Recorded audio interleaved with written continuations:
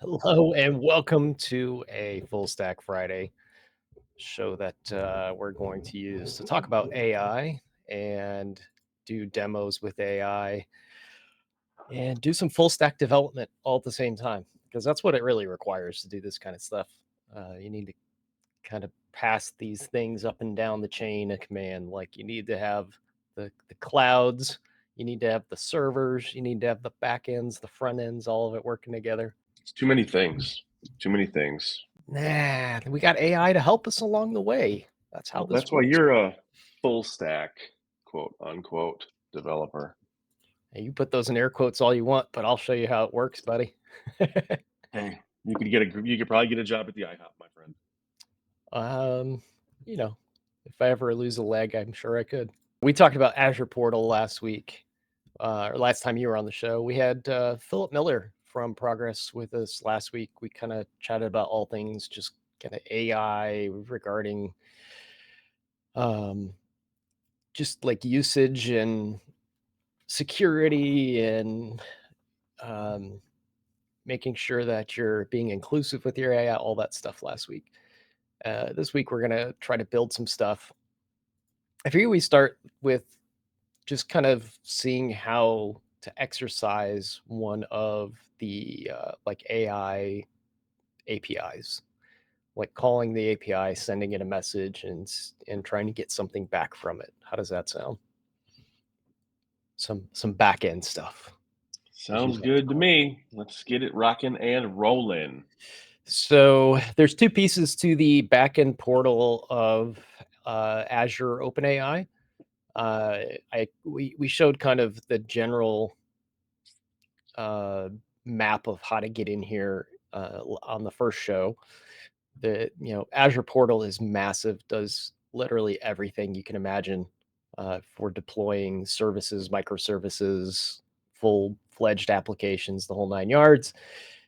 We are in the subsegment of Azure that has all the AI based services, and I have an instance called AI sample instance. And then once you get here, you can also open the Azure AI OpenAI Studio, which drills down even further into more specific deployments and services with AI.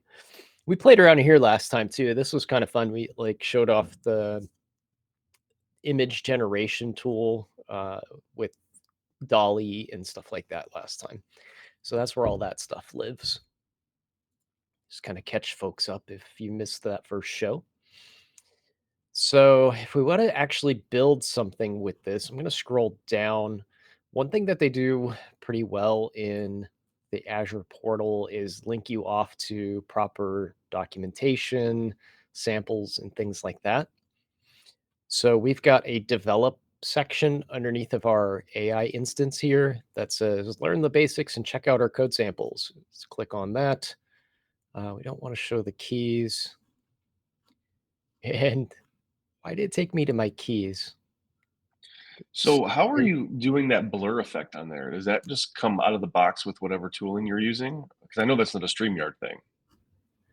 This is a plugin for any Chrome-based browser. It is called um, Yeah, Azure hook that Mask or AZ Mask. So AZ mask, yeah, AZ but that's Mask. just for Azure. It's just for Azure Oh and well. people that stream. What it does, it knows what fields in Azure Portal have keys in them, and it blurs them out so you don't accidentally share your keys on stream. See, that'd be sweet if there was like a plugin, and there might already be a plugin for Chrome, but if it did that for every website, when you're showing like if you're Yeah. working in OpenAI or like even in DigitalOcean's, Cloud Console UI, and you have API keys and private IP addresses and stuff like that and fingerprints, if it would just blur that out, as you're working, that'd be sweet. So after I complimented Microsoft on putting the proper links to documentation in here, I just realized this link doesn't work now. It took Womp the womp. keys instead of where it was supposed to go. So it should have taken me to the getting started guide, and for some reason it's coming here. So I'll have to go grab the getting started guide. Where's David Pine when you need him? Uh, we I know miss David's that a funny guy. I guy. haven't got to I talk to know. him in a while, man. I was talking about Oh, him on another show. I was sharing what's his show again? what Technology and .NET show? Friends. No, that's no, Technology and that's Friends. that's Giard. That's not Pine. That's Giard. Oh, you said David Pine. I said Oh, my Pine. bad. Miss him too. I was talking to him the other day on Twitter.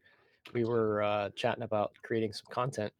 So many Davids. I know the Davids, all the The Davids, Davids. Davids and Like Scotts, right? I was gonna say, When dude, you like the Scots. we If you're a talk about Microsoft geek, you'll Microsoft, understand. Yeah, right, exactly. You David got or Scott Petty, Scott. Scott Hunter, Scott Hanselman, David Pine, David Fowler, David Giard. There's only one Ed and one Chris. And I don't even work, and you don't even work for Microsoft, so that's kind of funny. There we go. That's what I wanted. Getting started using ChatGPT 3.5 Turbo and 4 with OpenAI services. So this is nice here. So you can do this in any language, and they've got some documentation for you. I'm gonna go out on a limb here and say there's probably a REST API example for most of these, and then C Sharp's going to have some strongly typed stuff. And C Sharp is where I live and breathe, so I'm going to go to C Sharp. Prerequisites, we've got an Azure subscription, already set that up. .NET 7 SDK, that's odd. That's like really old. We're, Ooh. we're, we're getting ready to deprecate .NET 7 in November. So I wonder if the Azure people are watching this stream. We should be on .NET 8, I think, folks. Azure AI service with ChatGPT 3.5 Turbo and 4 models deployed. I think I have both of those deployed. And we talked about those deployments on the previous episode, but we'll go back and look. This is where all of my deployments live. This is the Azure OpenAI Studio drill down that links off of the Azure portal. And you can deploy new models here. And then I already have some here. You can see the model names. These are the official model names, and these are the custom names that I gave it when I deployed it. So the model name, the deployment name. And we've got 3.5 Turbo and 4 on there. So that should be meeting that prerequisite. So we've done a little bit of work already. So we're on the setup now. .NET new console. So we're going to build a console application, it looks like. And that's what this command does here. I don't think you've done a tiny bit of .NET, right, Chris? A little bit. That one conference talk I give on building accessible forms with Razor, Okay. that one that you helped me update from, I don't even know what, like .NET 4 or 5 or 6 I was using. I don't Yeah. remember the .NET version, but yeah. So just a little bit. So feel free to slow me down and ask questions if I talk through anything too quickly. I've been doing .NET for like 20 plus years now. So I tend to skip over things that people that You're are just a learning smart need to guy. know. You're just a smart fella. It's just, you get that much experience under your belt and you start to forget, like some people don't know some of the basics. It's like Yep. try to explain, to a niece or nephew or one of your kids, like how to use a computer. And they're like, well, I don't know how a mouse works Yeah. yet. Right. You got to Exactly. kind Well, of yeah, because like slow down a little bit. what is easy for you is not going to be easy for somebody else. So I always try to make sure that, like you said, cover all the bases, stay away from, certain vocabulary like, oh, easy and intro and basic and all those things, because I like to use the terms painless. Like it's less it's painless to do this, or it's not as painful to do this, instead of saying, oh, that's easy or that's basic, because that's not the Yeah. case for everybody. So we're going to do something that is probably something you haven't experienced too much being a front end developer. We're going to build an app that has no front end at all. Now, see, that's cool. No, now, see, I dig that though, because like I built a CLI tool with the help of a buddy years and years and years ago, and it was a front end CLI tool, and I wanted to start doing that again, like building like cool little CLI tools. So Mhm. I'm actually on board with this. I dig it. Awesome. So that's what this command is going to do. This .NET new console is going to build a console application. Um, the N is, I believe, name, and then this is going to be the project name. Cool. So we'll go ahead and just grab that and copy it. Start up a new console here, or maybe here. Let's go over to Visual Studio Code and file. Let's do a new folder. Not a Visual Studio Code user very often. Let's go create a new folder first, The past and we'll couple just days, I've jump been into trying to it. configure NeoVim and Tmux. So trying to, I want to be like one of the cool kids. So I'm trying to work in that world and get out of VS Code. But like for some of the stuff I do at work, like when you're SSHing into droplets and stuff, unless you start installing other plugins and extensions for VS Code, it's at least it's difficult for me to work in a droplet through SSH in VS Code. So if I just can work in the terminal and just open it up in Vim, I'm gonna do that. So and then I'll be cool. So we should be under source repos AI show. All right. So now we can paste that command in. I haven't tried any of those editors. I've been pretty comfortable in Visual Studio my whole life, and Visual Studio Code is kind of the runner up. Hmm. I'm just most productive in those things. Visual Studio is one of those things that I read an article about recently. And it kind of clicked. Like you kind of start with these tools, and Visual Studio was like, it wasn't even called Visual Studio. It was like a glorified notepad back in the day. And then like the feature creep sets in, right? They add all of this stuff, and then 10 years later you've got 30 menus that have sub menus and configurations that go 9 miles deep, and a new person opens that thing up and they're like, "What did I just step in?" And then they quickly back out and either find something else, or maybe they'll come back later. It's like trying to pick up Photoshop for the first time in 2024.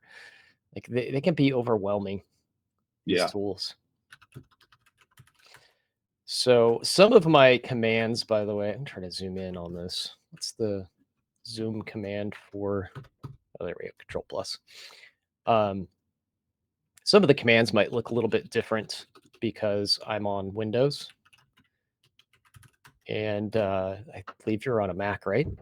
Yes, sir. The best Yes. machine in the world. So we've got, instead of, you've got Linux commands basically. Yeah. So Yep.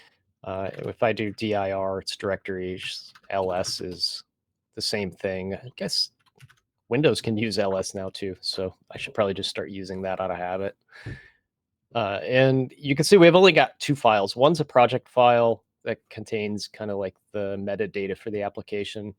And then program CS is the main meat and potatoes here. So if we jump into open folder, source here, repos, AI show. There we go. We should have, what is it doing here? Oh, we open the whole folder in this. That's right. Um, there we go. We've got our application. .NET console applications these days, they abstract away so much. Oh, geez, I got to sign in for this. Don't you love Shoot. it? Yeah. Everything is subscription based these days. Yeah. Now signed in, I can close this page. We'll see about that. I've heard that before. Oh, okay. It seems to have worked. It was doing that to me the other day, and it wasn't signing me into stuff. It was just like, you can close this page now, and then I go back and it'd be like, you haven't signed in yet. I'm like, okay.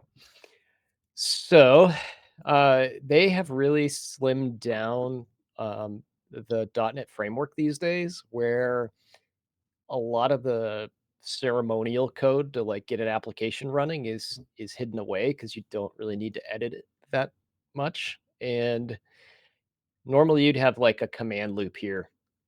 Is basically what they've taken away, Hmm. and now you just see "Hello World" in a console write line, and we should be able to just run this directly from here.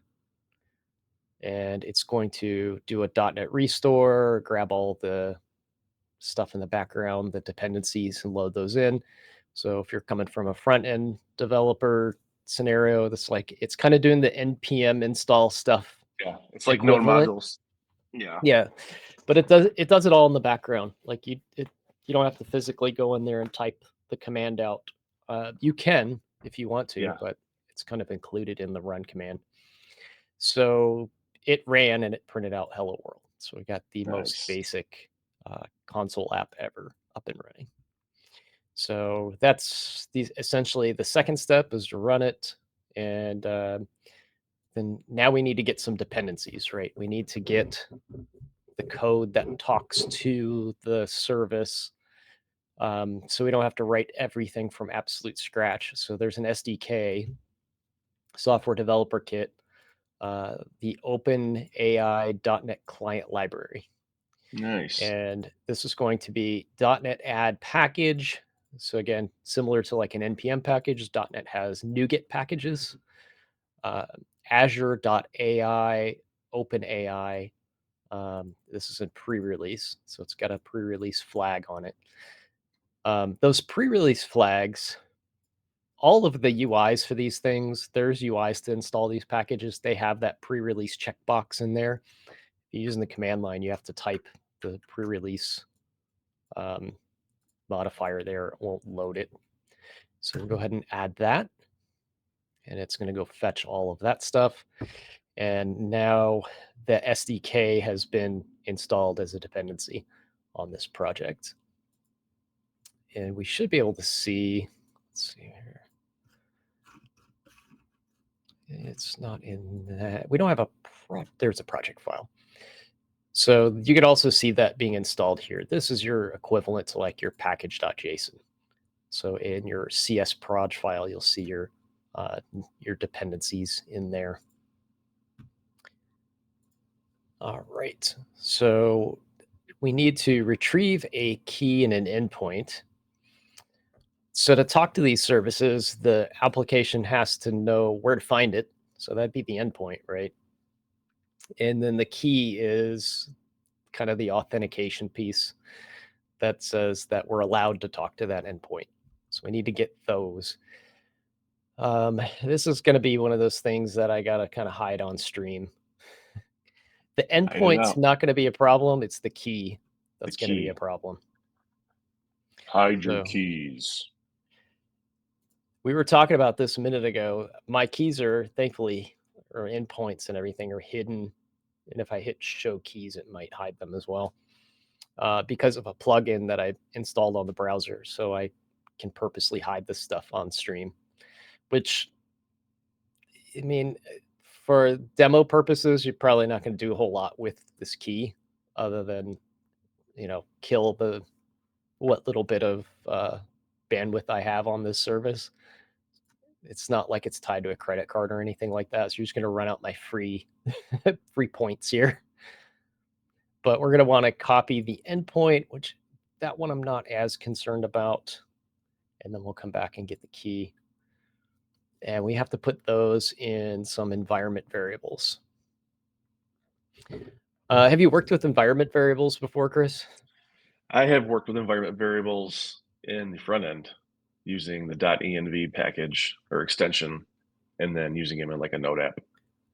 Yeah, so environment variables are handy for a lot of things, but one of the things that it'd be useful for in a scenario like this is you can set environment variables on different devices. So you could have, for example, on my local development machine, I might have but environment variables that connect to services that aren't deployed to the public, like test servers and things like that. Hmm. So you don't want to test like adding records to a database on the production database. So you might have a No. demo database and all of my connection strings locally point to that demo database. But when I publish my application, the environment variables there point to the production database. So that's one case that these things are super handy. Mm-hmm. So that's what we're going to do is on the command line, we're going to set up these environment variables with the values from our service. So I need to pull up my terminal again, and then I probably am going to have to do that off screen because I don't want to share these on stream. So, oh, that the terminal's like bleeding. There we go. Let's try to move this over a little bit or something. There we go. I wanted to see it all in one line. So you do set X, and then this is like a key to find the variable. So you could technically name these anything you want, but we'll follow the instructions and keep the names they have. So Azure OpenAI key needs to go in here. I need to go to my portal and So this command right here, when you do set X Azure, Azure Open API key quotes replace with your key value here, when you put your key value there and you hit enter or whatever, that's going to set that for you in another file. So you don't have to manually go in, create that file, set it. It'll just do that on its own. Is that what yeah, what's happening there? it's going to set it in. I'm trying to think where these live in Windows. If it's in the registry, I think it goes into the Windows registry.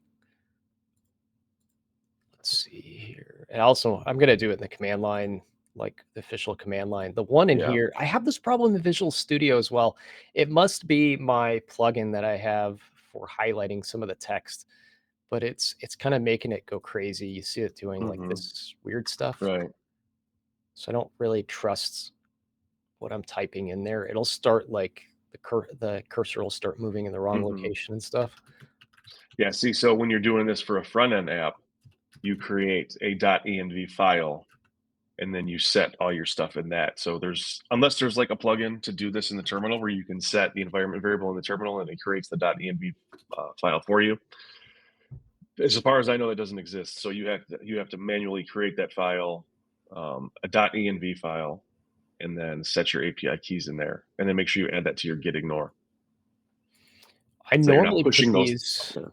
Yeah, I normally put these in what's called user secrets, which is a JSON file that's stored in a secure location on your machine. But I'm just following their instructions. I don't normally use these myself, so I'm kind of curious. Let's go here and we'll use some AI to find out exactly what it does. What does set X do on Windows?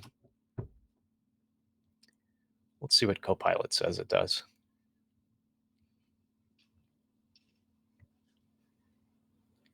So it says the command in Windows used to modify environment variables. We know that. Registry integration. You could set your environment variables based on a registry key string. So yeah, it looks like you can opt into the registry. Where are they stored normally?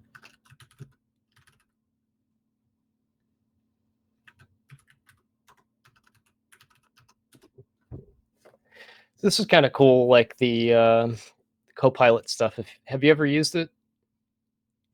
I've only used Copilot in VS Code.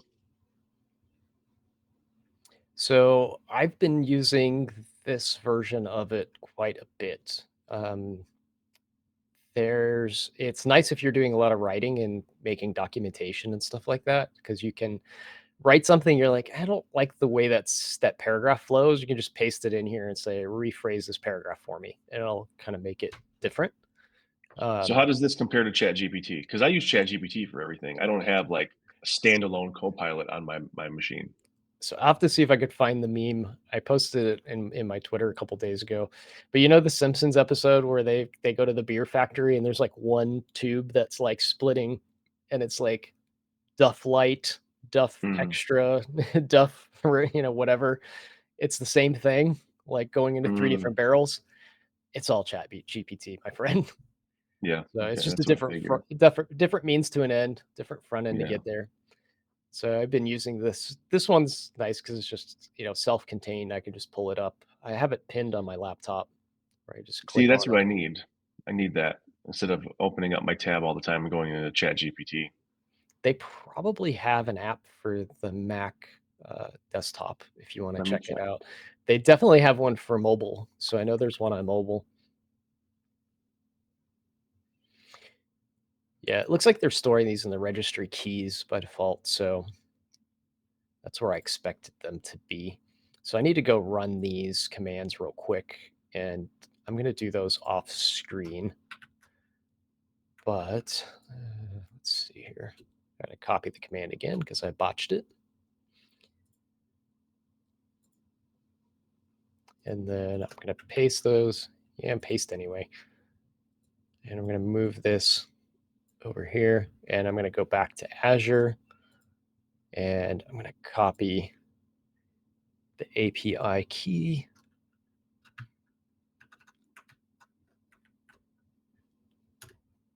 Nothing like pasting keys into plain text. They're not going to get found in the registry, but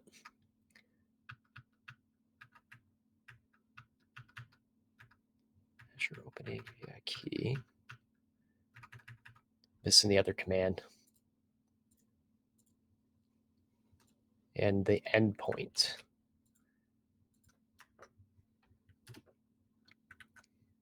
I think I broke. I'm going to have to go back and do it again. I pasted or I hit open and then I blew out the endpoint. Nope, that's not the right one. If this works the first time, it'll be a miracle because I think I botched this command twice now. That's funny.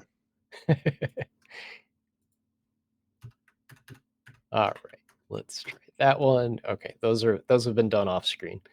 All right, so we're good there. What's the next step here? Create the sample application. Response without streaming. Okay, let's copy that, and hopefully we'll just be able to just hit run on this, and we'll be good.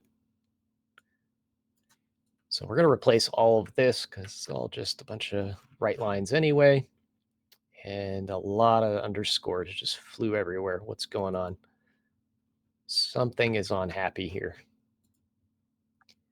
Your terminal is screaming at you, bro. It is mad, isn't it? Yes, it So is. this one says converting a null literal to a possible null to a non-nullable type. I don't even know what that means. That's very wordy. I don't like that message. It is a very annoying message. It's a warning for once. We could ignore it. But what it's saying is, so .NET, or not even .NET, it's C# is strongly typed.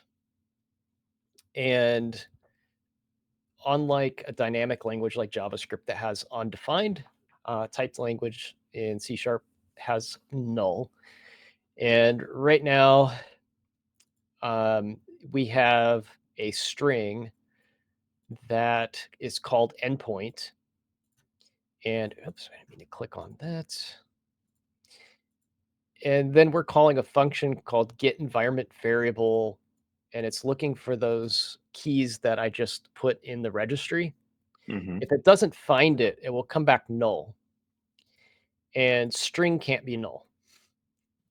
So it's Hmm. telling me that if this comes back null, we're going to throw an error, which is fine in this scenario.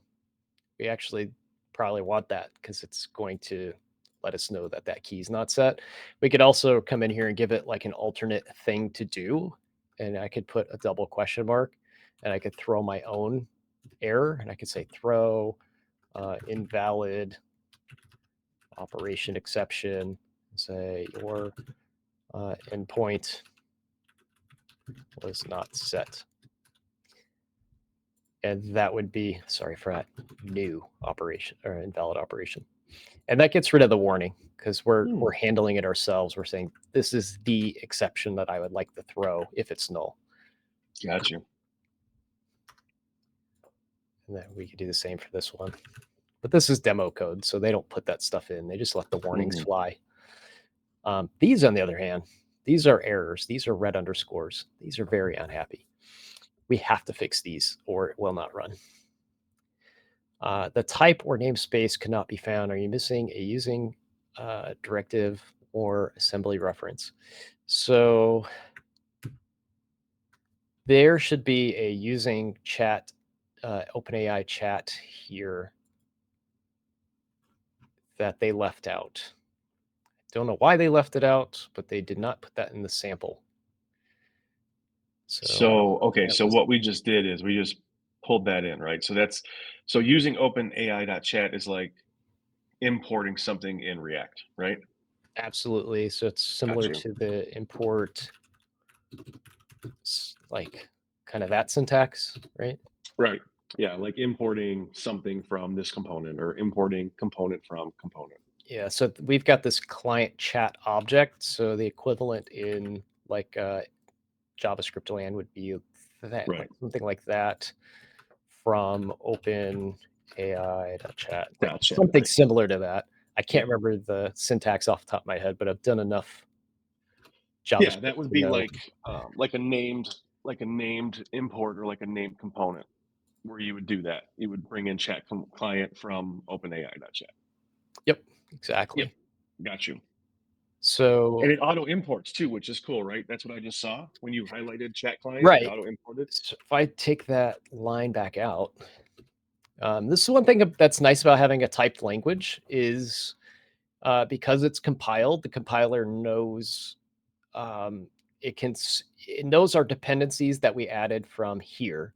So it knows we have this open Azure OpenAI dependency, and I can press Control period on my keyboard, and it will suggest fixes based on that. And it looks up the chain and it sees, well, there's this OpenAI chat that has a chat, whatever that thing says there. I Mhm. can't see it because I'm on it. Chat client. It has a chat client object in it. Adding this will probably fix your problem. So I just click on that and my problem's solved. Perfect. So that's nice, but I don't know why.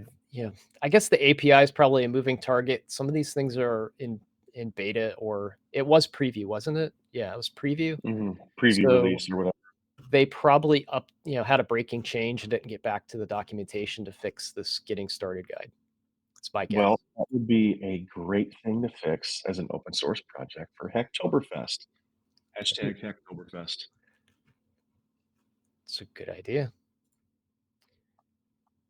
They're doing an AI tour right now as well. Microsoft is with the hackathons and stuff in October.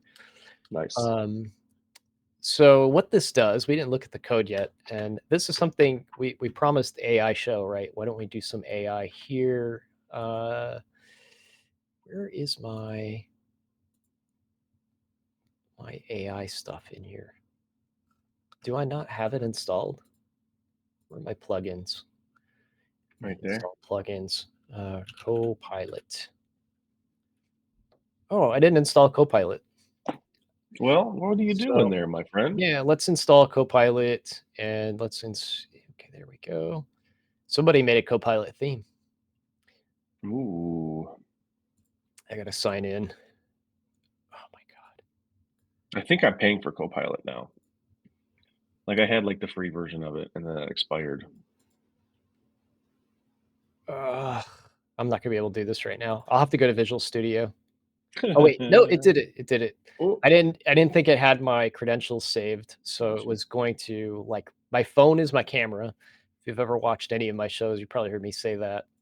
And I if it's two factor, I can't just like rip the camera off and Right. like fix it. So I Yep. was hoping that was going to work, and it seems to have. So it's signing in. Oh, it said it signed in, but it didn't. Did it? I closed that page already. Come on.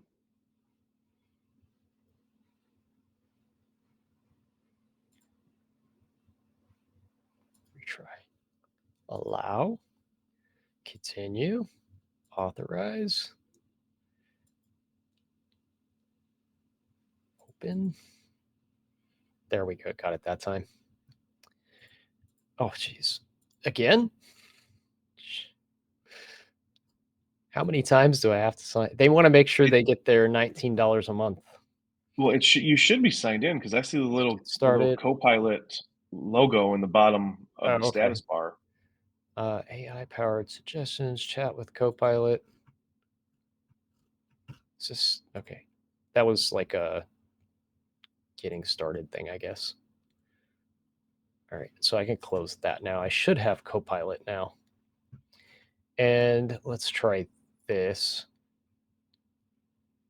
And there we go. Modify using Copilot. I know how to do this in Visual Studio. I don't know how to do it here. There is a thing that will explain the code to me. That's what I'm looking for. I think if you do you have GitHub chat or a Copilot chat? Because That's what Copilot I just chat installed. will, yeah, Copilot. Okay, yeah.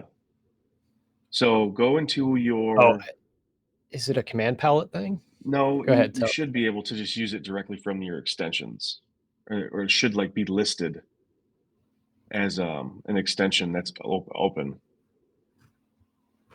Click your three dots in your left. No, the other one. The three dots underneath the extensions logo. Yep. Remote testing chat. Oh, okay, there we go. There you Chat. go. That's what I was looking And when for. you highlight, yeah, when you highlight those lines of code, you can say explain this Yeah. chunk to me or whatever. Thank you. Yes, sir.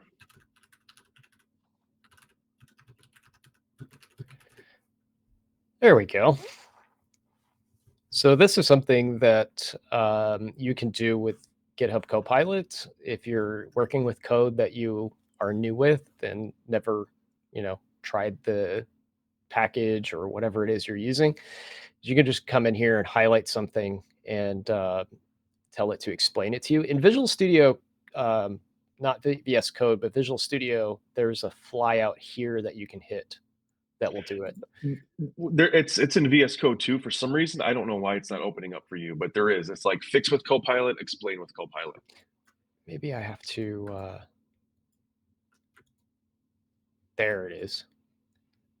Explain Explain this. this. Yep. So what I did is I held the Alt key down and Got you. right clicked. So there's a hotkey for it here. So this is creating a new Azure OpenAI client. This takes an endpoint in the key, and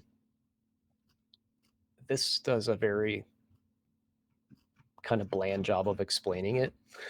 So I'll try to explain it myself. But I wanted to show folks like you could pretty much highlight the entire project and like Yeah. tell it to explain every That code, is an every awesome bit of code feature line by too line. of Copilot is the chat and the explaining like the code. Like that's extremely helpful. It is. So this line sets up kind of the authentication bit. It creates a new client. And the Azure client object is basically just responsible for the endpoint or the client to log in with the endpoint in the key. It sets up the headers for the request. So whenever you send a HTTP request, there's going to be headers attached to it, and this is basically going to set the headers with the key where it belongs and name it appropriately inside of those headers. We could probably get like Fiddler installed on here later and check out what that transmission actually looks like.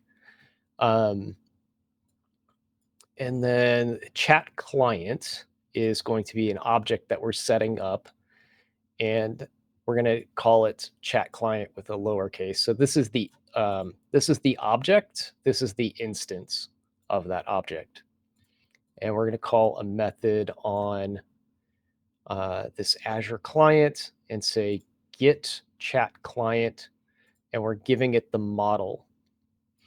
It says this must match the custom deployment name you chose for your model. This is something we need to go back and modify, or this demo is not going to work. So I'll explain what that is after we get to the portal. This is only with Azure AI. Other AI services, a lot of their APIs want the model name. So it's going to be something like ChatGPT 3.5 Turbo. Um, the Azure Studio has the concept of deployments. So I could have multiple versions of those models, and some of them could be custom. So what they want instead is this name here, and this is the custom name I gave it. So you could see I've got demo 35 is a chat GPT 3.5 turbo. So, but it wants this name here. So I'm going to go back to this and say, I want demo 3.5. Nice. So that would have not worked properly if I didn't change that. We can't have that. We got to make sure stuff works. Yeah. And then that bit of it right there, these two lines set up the entire service. Like it's ready to go now. It's ready to be chatted with. The next thing would be to send it messages and get messages back. So we're going to start a chat completion object. And we're going to call on the chat client to complete chat. And we're going to send it some messages. And the way I understand this works is, so if we go back to, it might be easier to see it here. This is kind of the flow that we're working through. This is Copilot again. So in this scenario, the user me said, what does set X do on Windows? And then we have Copilot chatting back and it gives us the response. And then I continued with where are environment variables stored? And there's kind of this ongoing chat log. That's what these things are. So we've got system chat. System chat message creates a new instance of system chat message with a single item of text. You are a helpful assistant that talks like a pirate. So this is, I have to look this one up. I think this is a message that is not from the user, but it's setting some context on uh, for the assistant to follow. It's a prompt, but it's Yeah. not from Yep. a prompt, but not from the user, right? Is that Right. what you were getting to? Yeah. Like, so for one of the US Aquarium app that I built when I used OpenAI, let me see if I can find it. Let me open up VS Code. Uh, I had to come up with a prompt myself for mine, and my prompt, if I go into, let me see, where's it at? I think it's in prompt.json. Yeah, so my prompt, like it's since it's a US Aquarium app and the chat it revolves around like marine biology. The prompt I have set up is I want you to act as a marine biologist. I will provide you with a marine biology question, and your role is to generate facts for that marine biology question. You should use your knowledge of United States aquariums, marine species, sharks, fish, oceans, lakes, rivers, and other water structures, as well as other relevant information to generate nature information for the marine biology question asked. Add each marine biology fact to a new line. I want you to only reply with the marine biology fact. Do not provide any other information. My first request is semicolon space. And then that's how it starts to generate that question and answer kind of script. Yeah, so you can kind of or like prime the chatbot with Hmm. um, a prompt to kind of set the tone, the mood, the scenario. Like yours was, setting it up as a marine biologist type of a persona. Hmm. So that is a system chat message, which is like it's telling it it's not from the user. This is a command that, a prompt you're getting from a program or something like that. The user chat message is the literal like thing that somebody typed in a text box and sent as the user. Hmm. The assistant chat message is a previous response from the chatbot um, in response to something the user or the system chat message sent. So you'll notice it's system, user, assistant, user. So it's kind of setting up a conversation that has already happened. And then the final question of that conversation is, do other Azure AI services support this too? And then we will get back the response from that question in the form of an assistant chat message. It'll be a completion, but if we wanted to feed it back in, we'd feed it back in as a chat message. Um, and this gives the chat bot context of where the messages are coming from. And this is where you can, if you've never worked with these things before, looked behind the curtain, and people are like, oh, it's self-aware, it's gonna, do the Terminator thing. It's like, no, it doesn't even remember the last message you gave it. Like, this is what's going on behind the scenes. I have to say, assistant chat message Right. and remind it of what the last output was, or it's already lost context of what we were talking about. Like it's not the Terminator. It's not self-aware. It's pretty pretty much a program. Um, it's just responding to the set of inputs that it just got. All right, so that's what these four things are doing.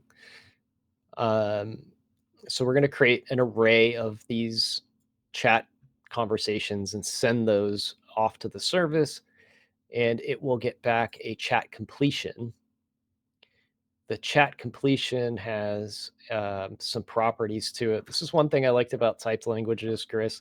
So we could say completion dot, and you kind of get this with like, you know,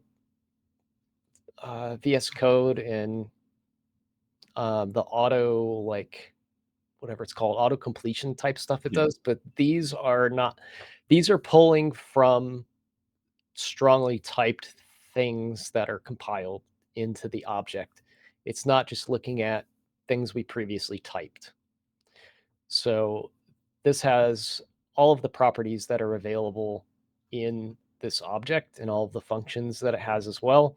So you've got, created at, ID, model, refusal, role, usage. We're going to be getting the content back from this. So there's content dot. Content is an array, so there could be multiple things returned from this. So we're going to be grabbing the first object in the array out, and it could be an image, it could be text. So there's other properties that hang off of that.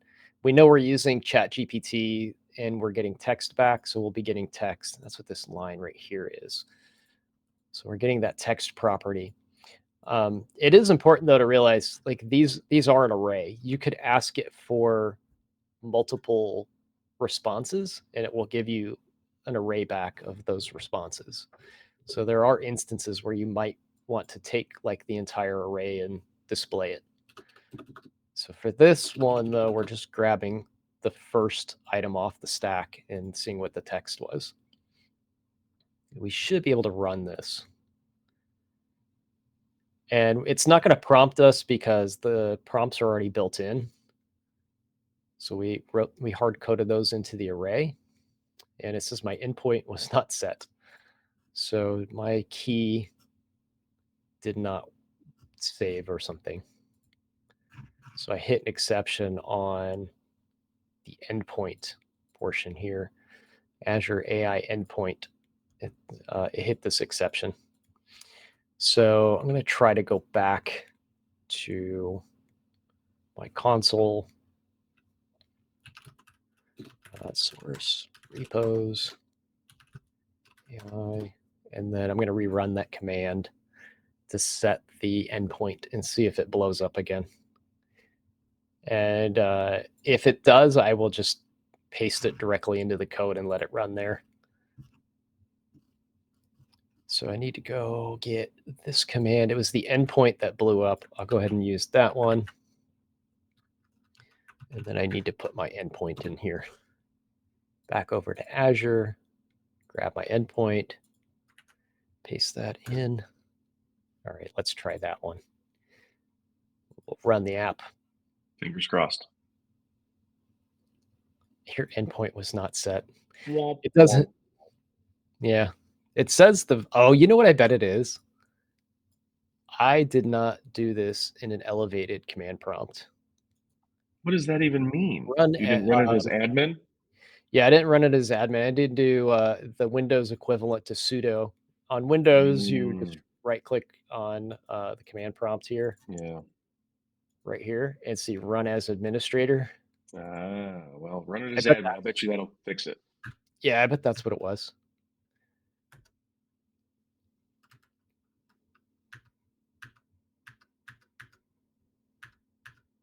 So that was the endpoint, and then I got to grab the key and paste that in there. Does it say in here to run it in an elevated? Create and assign environment. Nope, doesn't say it in there. You're just Does supposed it to know say it that, I if you click on PowerShell? Does it have like something? No, Hmm. it just says it was saved.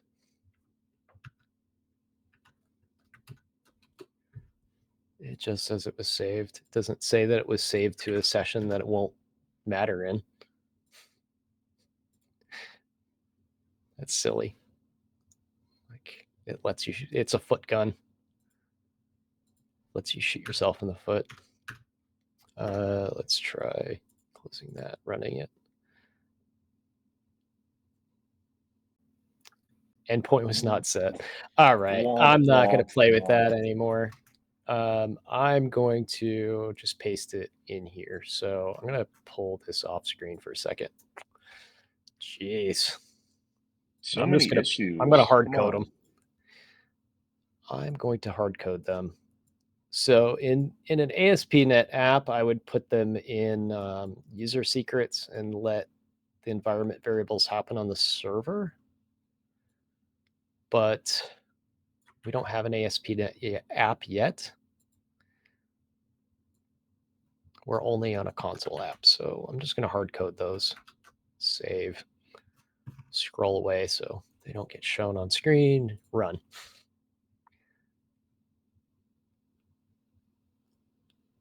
And what did it do?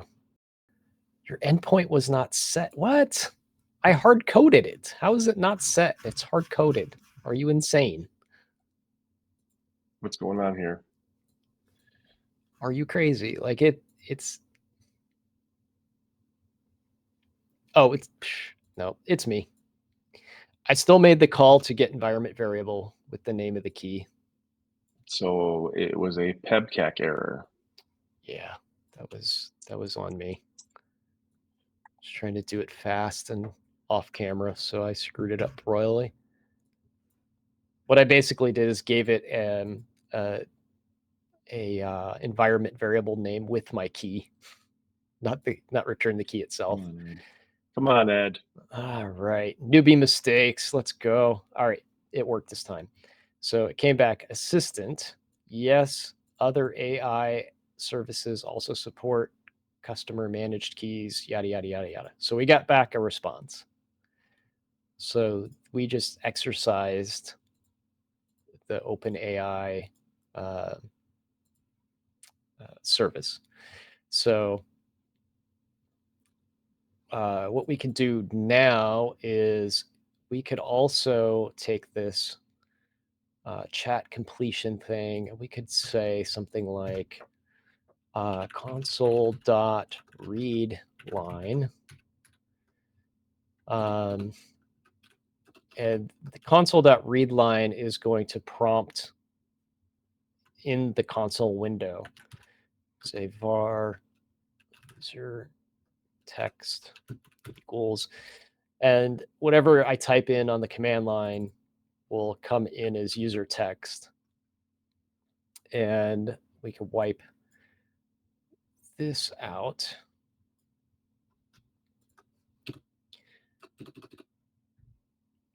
And we could put user text here. And we should be able to run that. And it should stop and wait for us to type, which I think is what it's doing here. And we could say, what is soft Blazor? And there we go. The assistant has replied back. I asked it, what is Microsoft Blazor? It says Microsoft Blazor is an open source web framework for building single page applications using C# and .NET. Pretty cool. Ask it what is a DigitalOcean droplet? All right. So we don't have the ability to like continue chat with this yet. So we'd have to do .NET run to run the app again. So this is a single fire and forget type of thing. What is a DigitalOcean droplet? Was that the question? Yep. DigitalOcean Droplet is a virtual private server that runs on the DigitalOcean cloud computing platform. It is a flexible, scalable resource that allows customers to deploy and manage web applications, run software applications, and host websites. Not bad. Yeah, buddy. Not bad at all. So we are chatting with ChatGPT now from the command line. So we built a command line app. Let's see, Visual Studio Code. There we are. So it took what? 1, 2, 3, 4, 5 lines of code. Not bad. Not bad at all. Not bad at all. I just showed my keys. I'm gonna have to reset those. All that trying to hide them, and I ended up showing them anyway. Yeah, that's fine. Yeah. So this is how I had to structure those. I will reset those very shortly. And then we set up the kind of the authorization bit here. It creates a Azure client object for us based on that information. So, it goes off to the server and makes a handshake and says, okay, this person can submit requests. Then we call get chat client. This says, okay, this is the model that we're going to chat with.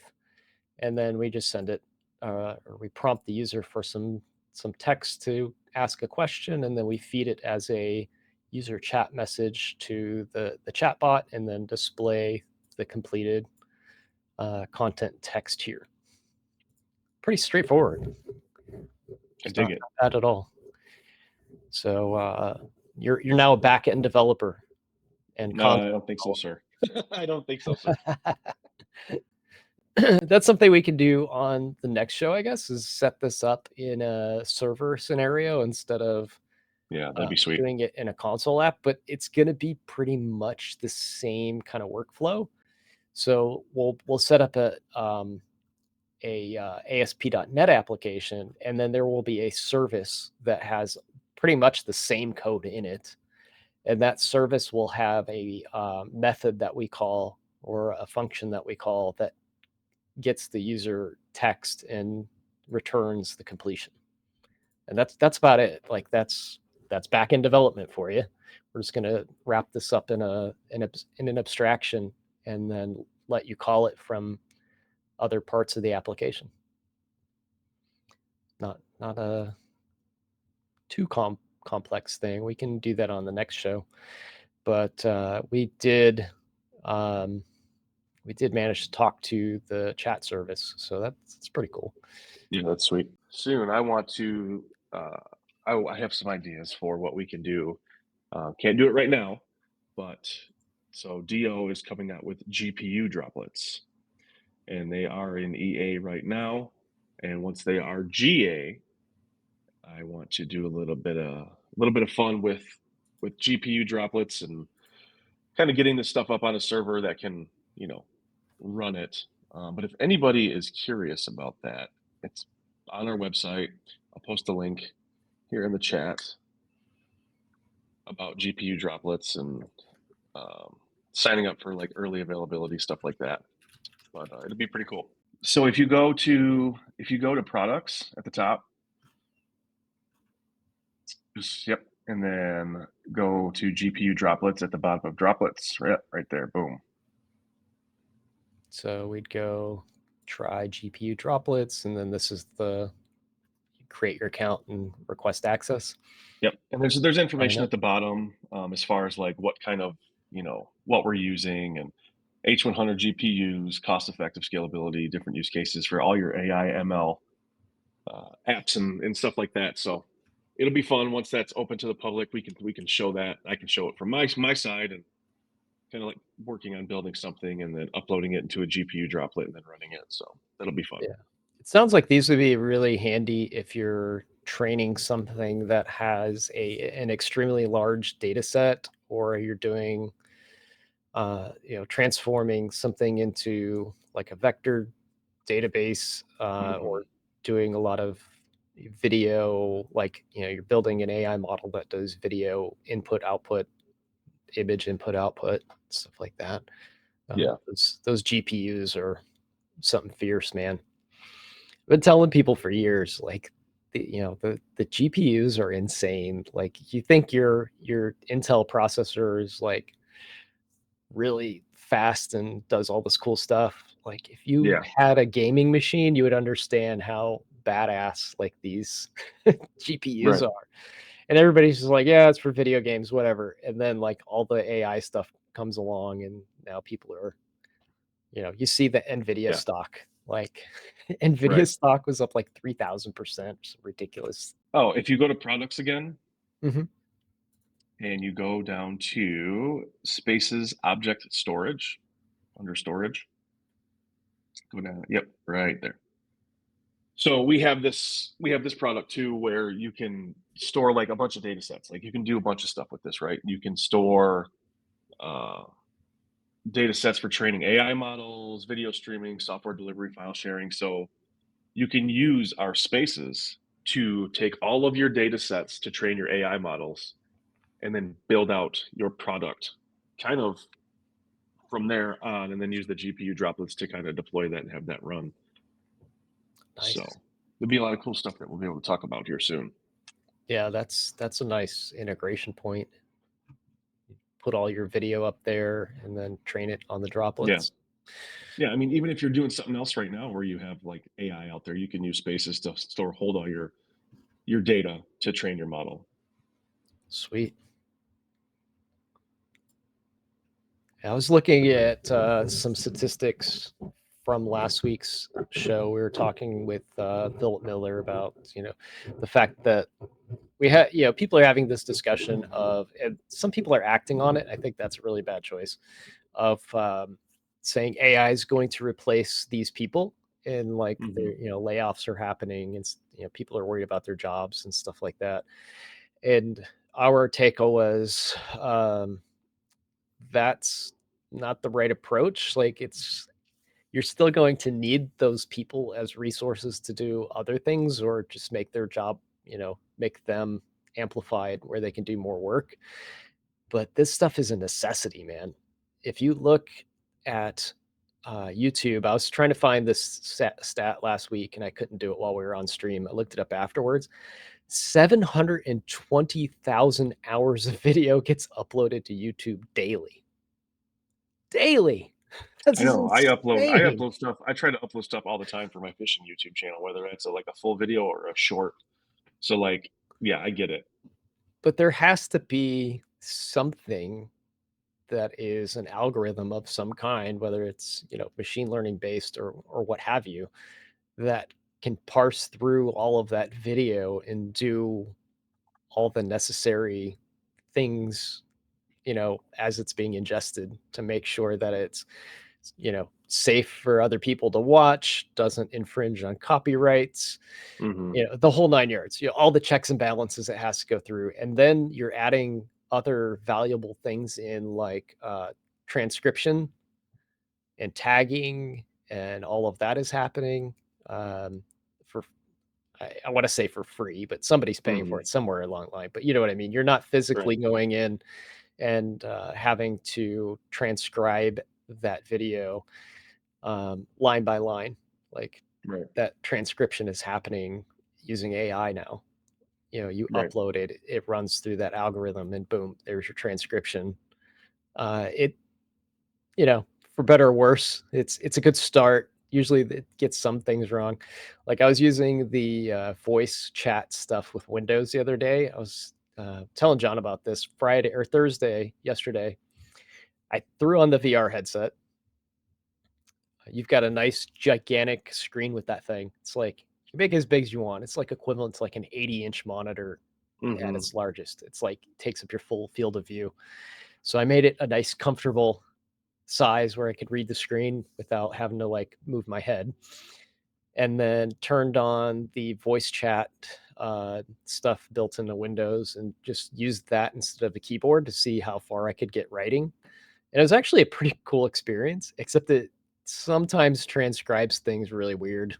Hmm. Like I said, uh, the word Telerik UI for Blazor, it totally botches every time. Yeah. And like probably 9 times out of 10, it says tell, like Tell, Yeah. at the name Eric.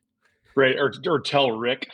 Yeah, it's like tell Eric. I'm like, so I had to keep grabbing the keyboard and fixing, things along the way. But the only time I was using the keyboard was to fix typos that the assistant made. Hmm. So I thought that was pretty cool. Like I could get uh, pretty productive without a keyboard on a giant monitor that's floating up in free space. Yeah. And then I was jumping back and forth between Visual Studio and Copilot, having it explain code that I had written, so Hmm. I could use those explanations as primer to write the article that I'm writing. So I'm just trying to find new workflows with this stuff, Nice. and it's starting to starting to make sense, like where things work and where they don't. Hmm. I don't know if you've tried any of that type of craziness, but I No, like to tinker. I'm a tinkerer. I'd like to tinker. I'm just not that smart. I I am not that smart either. I just play one on YouTube. Oh, geez, you're smarter than you think. I aspire Uh, to be smart like my friends, but I'm just here to have the good looks and the tattoos that's and that's all the why hobbies. I try to hang around people smarter than me. So Oh, kind of get lifted up, man. Got to do it. yeah, We buddy. learn stuff from each other all the time. Don't even. Truth. Truth. See you next week. Peace.